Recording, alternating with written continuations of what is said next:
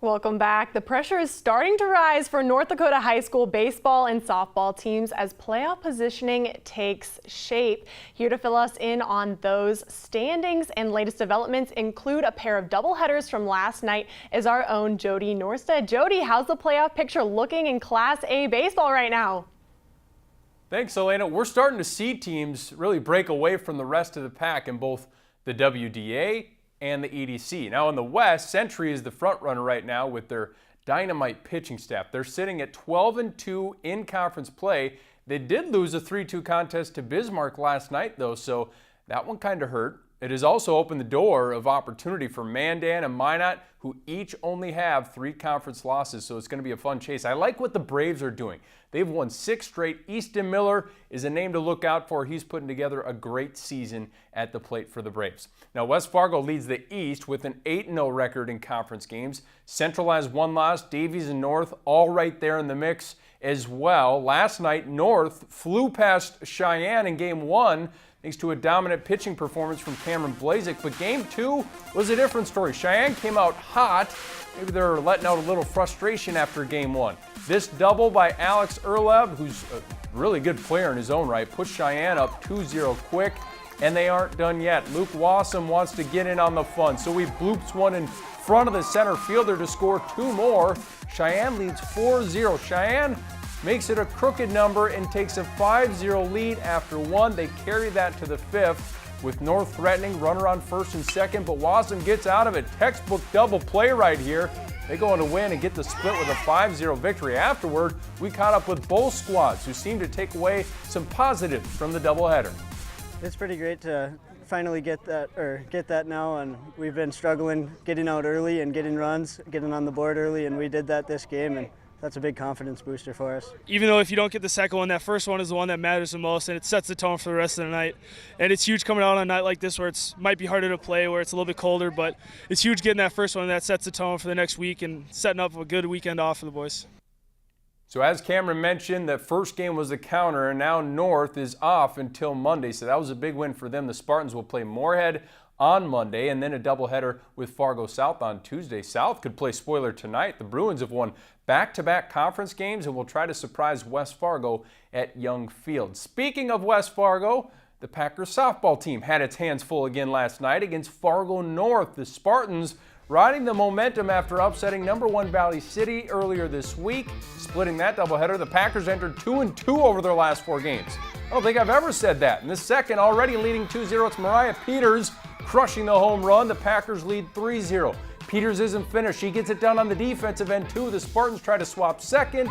Not so fast. The bullet to Lauren Deemer to get the final out of the inning. We love web gems on Midco Sports Tonight. How about another 5th inning? North's Taya Opine with an amazing diving catch to keep them in it. Someone's going to have to do laundry, and it's not Mom because it's Mother's Day weekend. In the 6th now, Anna Erickson splits this pitch like a lumberjack. The single scores a run, but the Spartans rally does fall short. Corey Nichols-Kraft just too good on the mound. West Fargo wins it 3-2. Now the EDC softball race might be the closest of any race we have this spring. Red River is 6-0 in conference play, and then there are 3 teams right behind with only 1 conference loss, that being West Fargo Cheyenne, in Valley City. The regular season actually ends a week from tomorrow. How crazy is that? We'll hear from WDA leading Dickinson next week. The Midgets have won 10 straight. Amanda Mickey's team is absolutely rolling right now. But Elena, it is Friday, and I like to have a little bit of fun on this show. And we had some fun last night when we were doing some of those interviews with the North and Cheyenne baseball teams. Look what they were doing behind the interview. We've learned that when we play our best, it's when we're usually relaxed and just having fun enjoying the game, because at the end of the day, if you're not having fun, there's no really point in playing the game. And winning will come with, or success comes when you're having fun. So we've really learned that, and it's going to really help when it comes to postseason time when it's harder. Work on and kind of hone in for the last stretch. We definitely got to jump on teams early, take advantage early, and we got to just come out strong.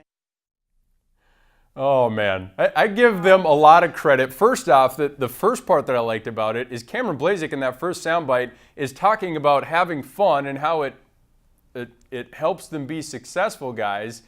And then, I mean, just the jousting, I mean, it's creative. I know we've seen it time and time again, but both teams still having fun, and why not? They're finally playing baseball after being inside for a whole month to start the season. So give them credit. I know sometimes it can bug TV guys when people are fooling around in the background. Jandy, does it bug you or do you like it? It does not bug me one bit. That's why I love baseball. In fact, I think it adds something to it. As long as you still get the point of what the kids are saying, and we do get the point, I think, what they're saying, but I've had some pretty cool ones in the background as well, and the baseball players by far take the cake over any Oh of my us. gosh, of course they do. That just made my day. Thank you so much for that, Jody. We're gonna go try to joust That was a after day maker right there. I love the Gatorade showers too in the background of interviews. So Or the those pie are in the some of my face. favorites, but that might have to be the best that I've ever seen. What do you Pretty think? good. That's the best one I've seen this year. Let's try to top that next week, baseball players. All right, we'll see about that. Now joining me is obviously Jason Andera to talk some high school football. Jandy, why are we talking about football in the spring? You know what? It's that time of year. College coaches love to talk about football because they're checking out some of the best juniors and sophomores in high school football at the annual Power Rigs Combine that's coming to Sioux Falls tonight. And we're going to check out a lot of what's going on in that venue later tonight, and we'll be reporting on it as well. Awesome, sounds like fun. And can you tell us which events these athletes will be participating in? Well, they set up 4 different main events here at the Riggs Combine. They've got the 40-yard sprint, of course, the most popular combine drill that is out there that people really look to. Then you've got the bench press. You can elect to bench 2 different weights depending on how familiar you are with each weight. Then they've got the pro agility, which really grades how quickly you can change direction. I think this one's the most underrated drill of all the drills that they do. And then, of course, the vertical jump is huge, especially for some of the defensive players. Let's take a look at last year's, some of the events going on at last year's Combine. This is how they set it up. Almost 200 athletes come to the Sanford Fieldhouse every year. This is the 3rd year now. This is, the 4th year that they've done this through Sanford. And not only do they do the combine drills, you get to see high school coaches hang out with college coaches, and you get some real raw data to show that some of these kids can really play at certain levels. That's what they look for. And they do drills like this, one-on-one drills between defensive players and wide receivers. You get to see the quarterbacks, how their drop step looks. A lot of fun seeing exactly how these guys measure up when they're all in the same field at the same time. And I'm sure they have a lot of fun showing off for those coaches and parents and other student athletes that are able to come. And there are so many high school football players at this combine. Who will we be watching in particular? Well, there are some really great athletes in this, that's for sure. There's going to be some big names. Last year, a sophomore, Canyon Bauer, ran one of the best 40 times of anybody in the state. And this year, he's got a chance to improve on that number.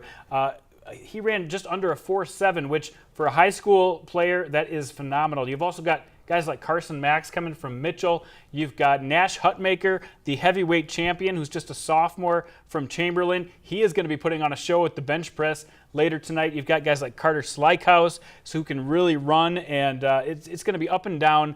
Lot of great athletes to check out. I can't wait to see how they all grade out. Yeah, well, it sounds like there's a great list and a great event, and we'll have the coverage and results from the Combine on next week's show. Thank you so much, Jane. You bet, anytime. All right, coming up after the break, we will give you a full preview of the Fargo Force as they prepare for the Clark Cup Finals and what you can expect to see from them. You're watching Midco Sports Tonight. Midco Sports Tonight, presented by Avera Orthopedics.